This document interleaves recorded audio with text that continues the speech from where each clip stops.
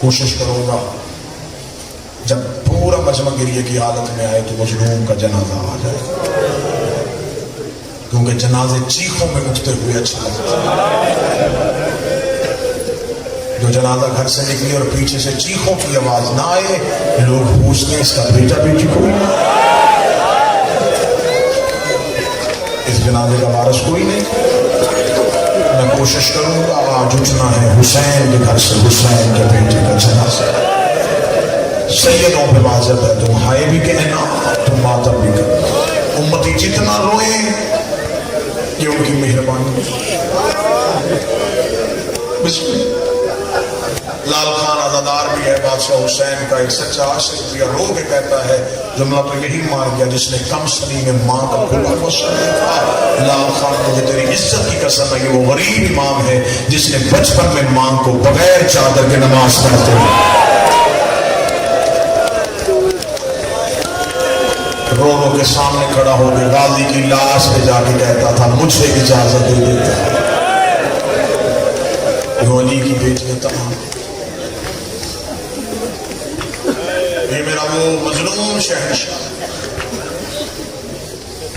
جس نے بابے کے ساتھ ایک زنجیر میں مقدم،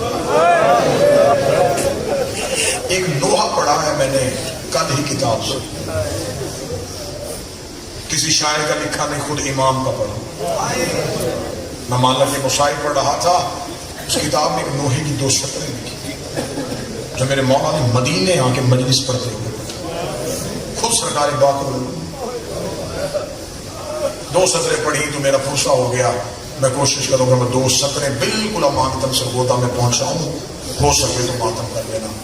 امام مدینے میں اپنے جد کی مجلس پڑھ رہے تھے، مجلس پڑھتے ہوئے اپنے بابا سجاد کے مصائب پڑھے، سامنے سے ایک شخص نے خواہش کی مولا روز ہمیں اکبر سناتے ہیں، حسین سناتے ہیں، غازی سناتے ہیں، مولا کبھی اپنی مصیبت بھی سنایا۔ اس نے اس مومن نے سوال کر دیا، امام نے اپنی غربت کی پہلی سطر پڑھی، امام نے فرمایا میں وہ غریب کربلا کا قیدی تھا جس کی ہاتھ اس کی زلفوں کے ساتھ باندھے گئے۔ وہ ہے بندہ جو پڑھتا علی گڑھ غریب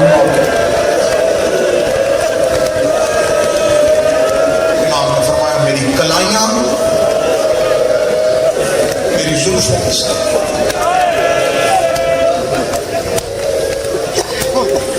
جو سیکنڈ بیٹھے ہو مجھے رو کے بتانا، کربلا سے لے کے شام تک جو انہوں نے سفر کیا یہ ننگے پاؤں کیا،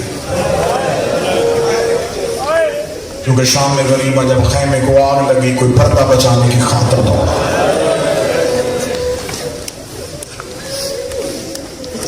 ننگے پاؤں سفر کیا۔ امام باقر کے لوہے کی اگلی سطح، امام فرماتے شام کے بازاروں میں جب میں چلتا تھا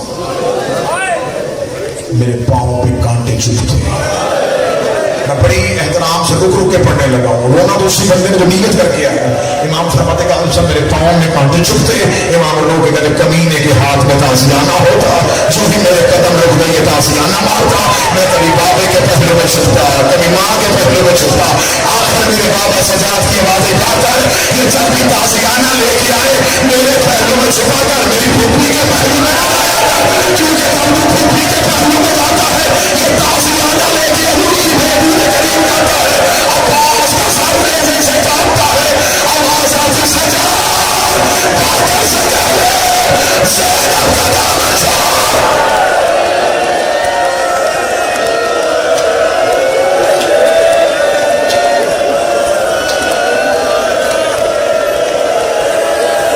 یہ وہ غریب امام ہے جس کی پھپھی بھی 4 سال کی، سید السعادتین نے سفر کیا پھپھی کے ساتھ، لیکن پھپھی کا حوصلہ سلامت۔ باقر العلوم نے اپنے جس پھپھی کے ساتھ سفر کیا وہ بھی 4 سال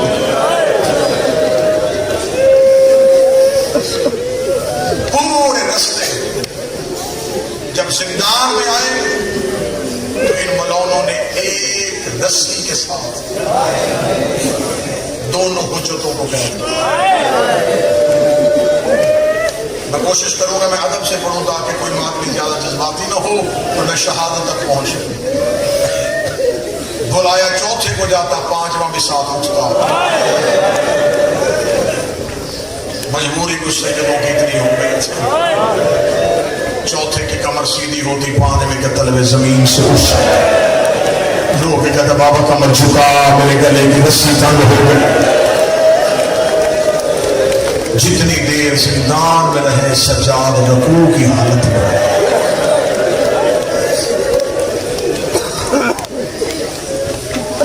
زندان وہ ملا جس کی چھت نہیں تھی.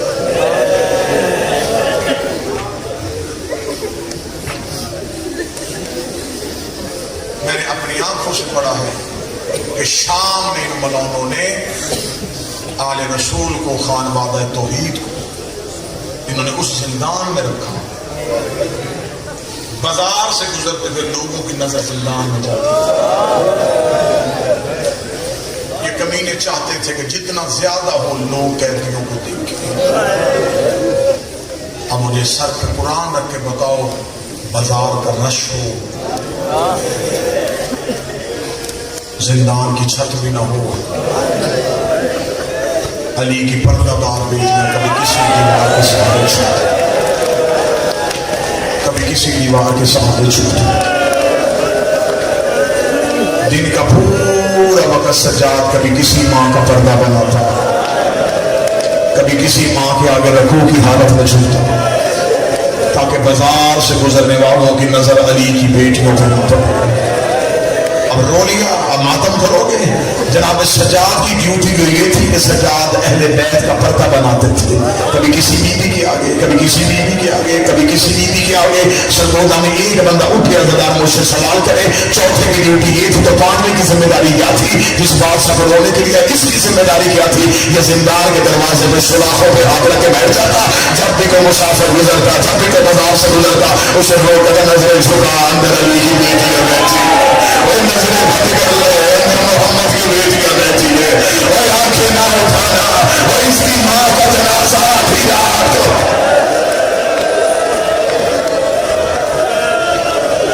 لوگوں کی منتیں کرتا بندہ بناؤ.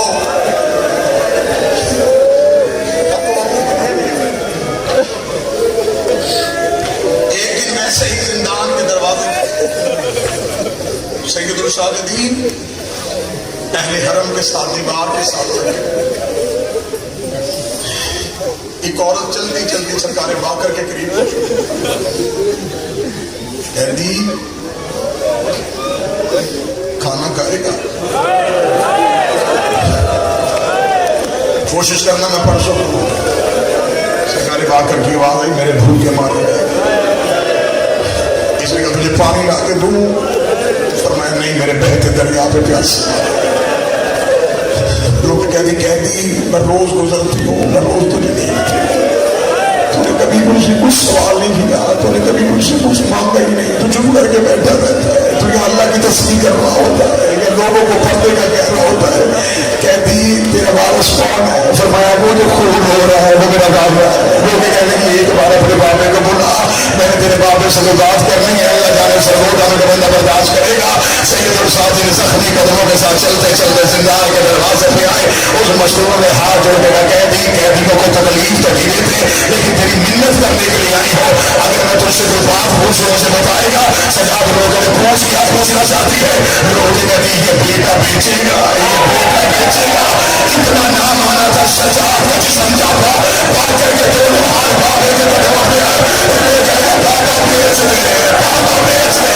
سجاد لوگوں نے اتنا کیسے گھبرایا میری عبادت کیسے گھبرایا مجھے بیچ دے. جو لکے ملے اس سے بات لگی چادر شریف انہیں سوروں پہ چادر لا آباد سے لا کے گئے میں باقر بیچ گئے.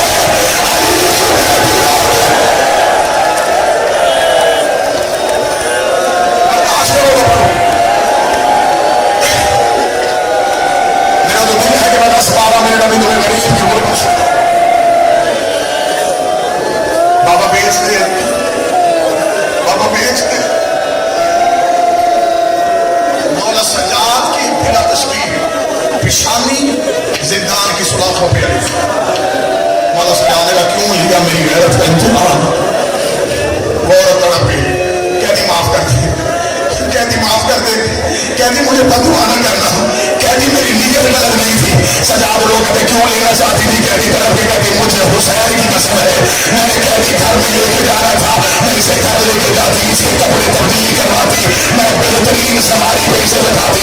سجاد لوگ پھر کیا کرتی, وہ دوسری مدینے چلی جاتی, وہاں میرے مولا سجاد کو اللہ نے بات کر دیا ہے, میں جا کے سجاد سے کہتی دیکھ میرے بات کا غلام لے کے آئی ہو, اتنا چلنا کہنا تھا اپنی بیٹی کسی خالی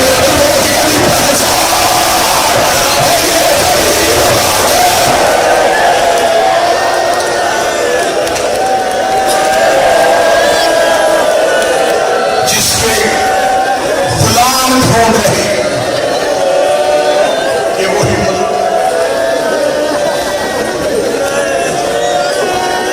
پلٹ کے آگے مدینے. حج کے دنوں میں جناب سرکار باقر عزاداری کروا دیتی. حج کے وصیت تھی منام عزاداری کروانا.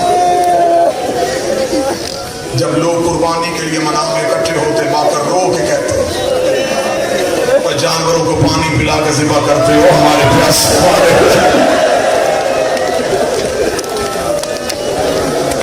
جانور کو جانور کے سامنے ذبح نہیں کرتے. میری 3 مائیں سر پہ قرآن لے کے قاتل سے کہتی ہوئی نامار میرا 3 دن کا پیاسا. منام عزاداری کا اہتمام. مولا نے حج پہ خطبہ دیا, شام ملعون کا دور تھا, امام نے سخت خطبہ دیا. اس خطبے میں امام نے لفظ کہا ہمارے دشمنوں کے لیے اللہ نے جہنم کو بنایا. جملے حشام کے گماشتوں نے اس کا پوچھا. مولا واپس مدینے پلٹ چکے تھے. اس نے دونوں باپ اور بیٹا کو قید کر کے دمشق. ابراہیم ابن عبد الملک مدینے کا گورنر, اس ملعون نے ضعیفی میں باقر کو قید کیا. ساتھ بچپن کے جعفر صادق مدینے سے قید کر کے چلے. جب کربلا کے قریب سے قافلہ گزرا, اونٹ میں بیٹھے ہوئے باقر نے منہ عباس کی قبر کی طرف آہستہ سے رو کے کہا اٹھ عباس دیکھ باقر ابھی بھی زندہ ہے.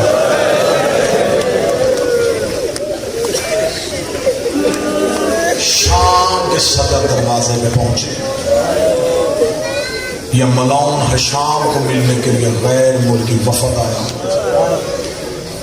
انہوں نے کہا تھوڑی دیر رکو, ابھی قیدی دربار میں نہیں جا سکتے. ابھی غیر ملکی وفد بیٹھے.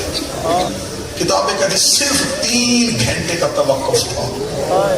3 گھنٹے صرف جناب باقر روتے گئے. 3 گھنٹے کے بعد جب انہوں نے کہا کہ مہمان چلے گئے, قیدیوں اٹھو, جناب باقر کی چیخ نکلی. جناب جعفر صاحب نے چھوٹے چھوٹے ہاتھ جوڑ کے کہا بابا نہ رو, میں تیرے ساتھ ہوں. تو کہتا میں اس بات پہ نہیں رویا. اور جعفر صادق صرف 3 گھنٹے میں رکنا تھا. اسی دروازے پہ میری ماں نے 15,000 سو ہر بار رو کے کہتی سجاد دربار میں پیشی کو کتنی دیر.